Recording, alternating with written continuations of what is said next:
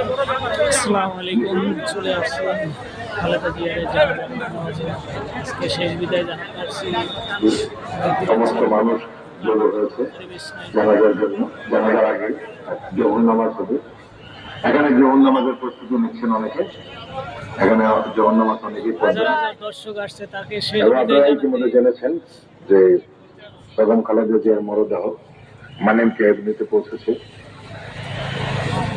প্রধান উপদেষ্টা প্রেসিডেন্ট থেকে জানানো হয়েছে যে 2টার দিকে মানিককে এভিনিউতে সাবেক প্রধানমন্ত্রী বিএনপি চেয়ারপারসন বেগম খালেদা জিয়ার জানাজা অনুষ্ঠিত হবে।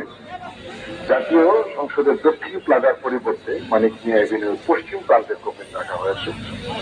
জাতীয় সংসদ ভবনের ভেতরে মাঠ, বাইরের অংশ এবং পুরো মানিক মিয়া এভিনিউ জুড়ে জানাজা অনুষ্ঠিত হবে। বাংলাদেশের এই জাতীয় নেতাকে সর্বস্তরের জনগণ যাতে নির্বিঘ্নে সম্মান জানাতে পারে এবং তার জানাজা